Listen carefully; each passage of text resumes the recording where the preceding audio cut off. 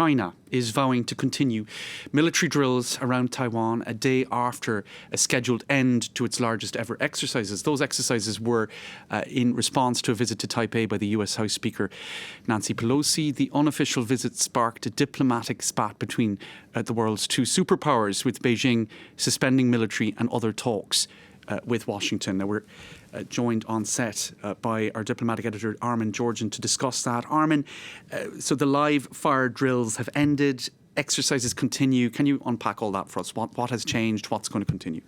Yes, so the Chinese military are saying that they will continue to conduct regular drills on the eastern side of the median line. So let's show you what the median line is.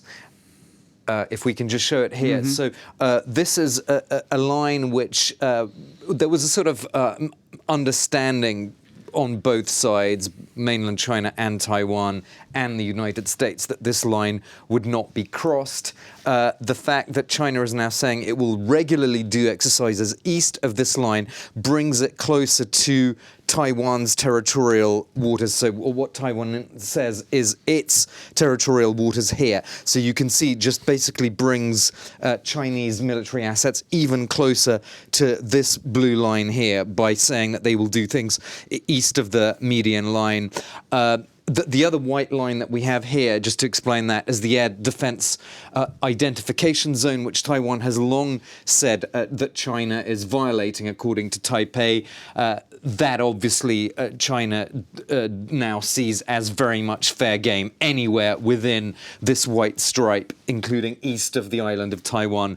But this is really the big one, is this announcement about doing things east of the median line regularly. And what this tells us, James, is that China now has used the visit of Nancy Pelosi as the perfect justification for extending its naval and military influence more generally closer to Taiwan. That the visit by Pelosi probably was not the reason for this, but it was a perfect justification for creating this new normal, which will now continue for weeks and months, potentially. So what is China aiming for here, Armen? I suppose we have some idea, but by maintaining this degree of pressure, what's Beijing hoping for? First of all, psychological warfare, of course. The Taiwanese authorities and the people of Taiwan will feel themselves under constant pressure. The Taiwanese authorities are reporting a disruption of air traffic and shipping,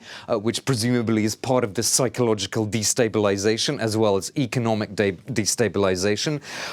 There's going to be pressure, obviously, through this encroachment further eastwards, pressure on Taipei to come to the negotiating table to agree to what China calls peaceful reunification. Of course, Taiwan does not see things in that way at all. And crucially, China is now testing, by this announcement from the Chinese military about the regular drills east of the median line, it's really testing how the US will respond. And that's a really crucial aspect of all of this.